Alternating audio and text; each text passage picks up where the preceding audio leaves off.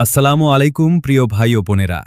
পুলসিরাত হল জাহান্নামের ওপর স্থাপিত একটি সেতু, যার ওপর দিয়ে কিয়ামতের দিন সকল মানুষকে পার হতে হবে। এটি হবে অত্যন্ত সূক্ষ্ম, চুলের চেয়েও পাতলা এবং তলোয়ারের চেয়েও ধারালো। এই সেতু পার হওয়া সহজ হবে না, বরং এটি হবে মানুষের ঈমান ও আমলের আসল পরীক্ষা।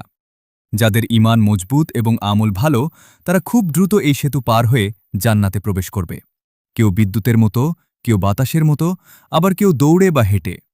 কিন্তু যারা পাপী, দুর্বল ঈমানের অধিকারী, তারা বারবার পিছলে পড়বে এবং অনেকেই জাহান্নামে পতিত হবে। এই পুলসিরাত আমাদের জন্য একটি বড় সতর্কবার্তা। দুনিয়ার এই ক্ষণস্থায়ী জীবনে আমরা যা করছি, তার ফলই আমরা সেখানে ভোগ করব।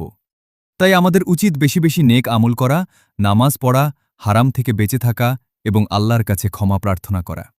শেষ কথা, পুলসিরাত পার হওয়া সহজ করতে হলে আজ থেকেই নিজেকে পরিবর্তন করতে হবে।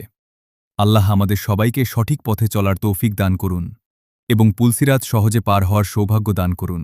আমিন।